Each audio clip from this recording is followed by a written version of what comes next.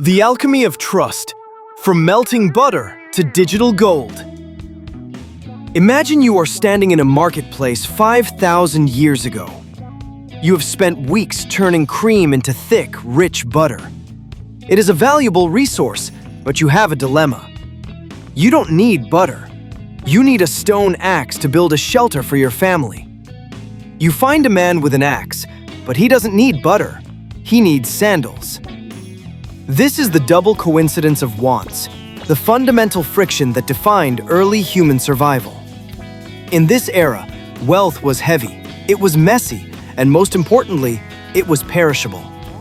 If you couldn't trade your butter within a few days, your wealth literally rotted away. This forced humanity to create the most powerful invention in our history, a way to store the value of our labor across time and space. Today, we are going on a journey through the 5 great eras of this invention, moving from the melting butter of the ancient world to the unhackable code of the digital age. We aren't just talking about currency, we are talking about the evolution of human trust.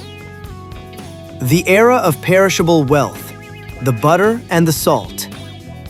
In the earliest days of exchange, money wasn't something you kept in a wallet. It was something you could eat, wear, or use. This was the era of commodity money. In various parts of the world, civilizations chose items that were locally scarce and universally desired. In the freezing climates of the north, it might have been butter or dried fish. In the Roman legions, it was often salt, a substance so valuable for preserving food that it gave us the word salary. But commodity money carried a massive hidden cost, the cost of maintenance. If your wealth is a cow, you have to feed it. If your wealth is butter, you have to keep it cold. This meant that no one could truly save for the long term. You were always one bad summer or one plague away from your entire net worth disappearing. This era was a race against time, and it limited the scale of human civilization. We couldn't build great empires if our capital had an expiration date.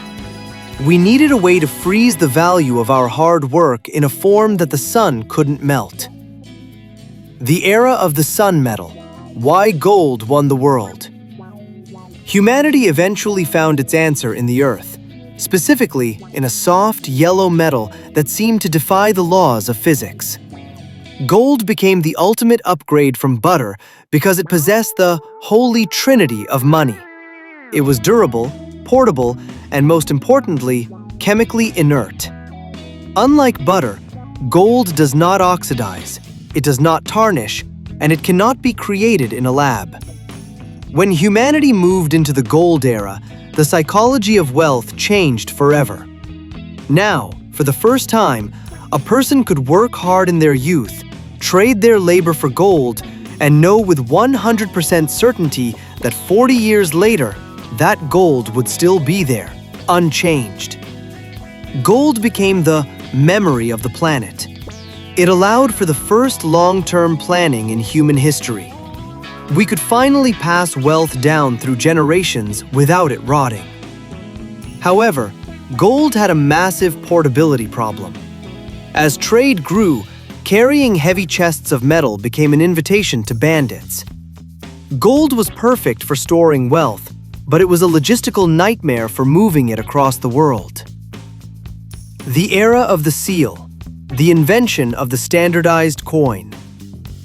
Around 600 BCE, in the Kingdom of Lydia, the problem of gold's clunkiness was solved by the invention of the minted coin. Before this, every single transaction required a scale and a touchstone to verify that the gold was pure. This made a simple trip to the market take hours. By stamping a lion's head onto a uniform disc of metal, the king was essentially providing a government guarantee. He was saying, "You don't need to weigh this. I have already weighed it for you." This moved trust away from the individual merchant and placed it into the hands of a central authority. This era saw the first massive explosion of global trade, allowing the Roman Empire to pay soldiers in distant lands with a currency recognized from London to Egypt. But this era also introduced the first financial scam.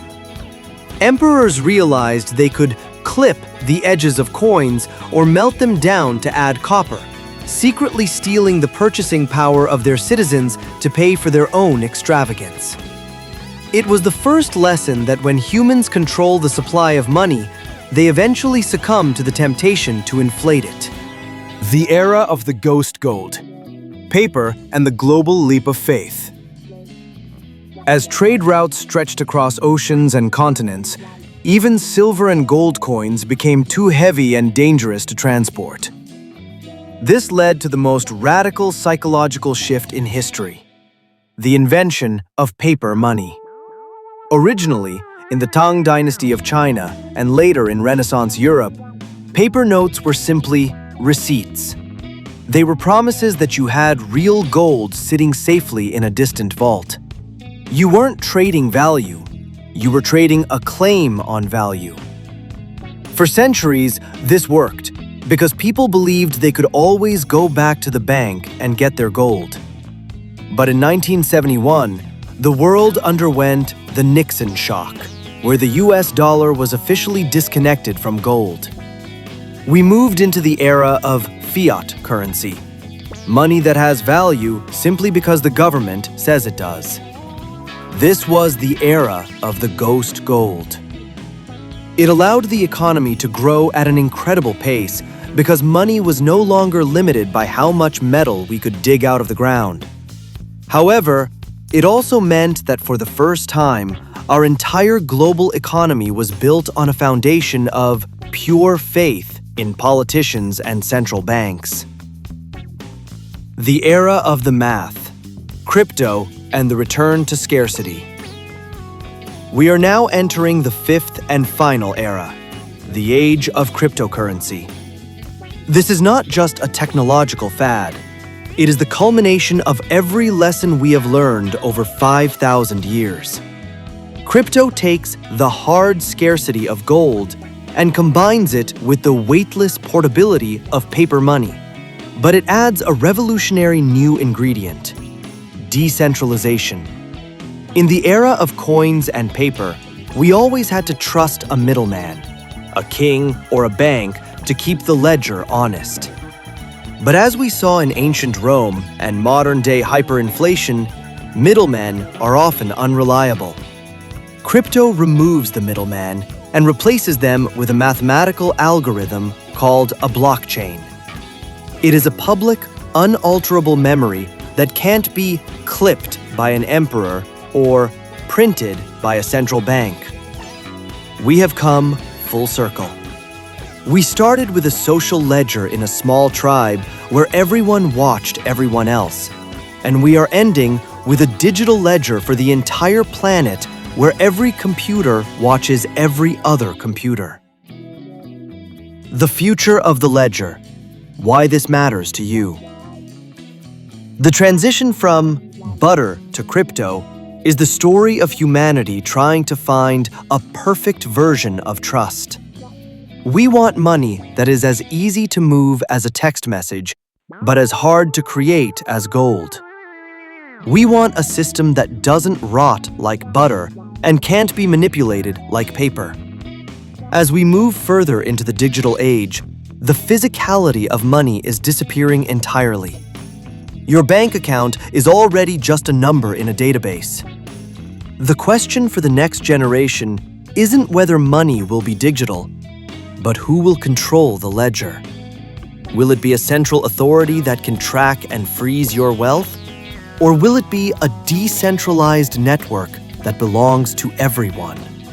Understanding this history is the only way to navigate the future. We are no longer trading butter for axes. We are trading data for freedom.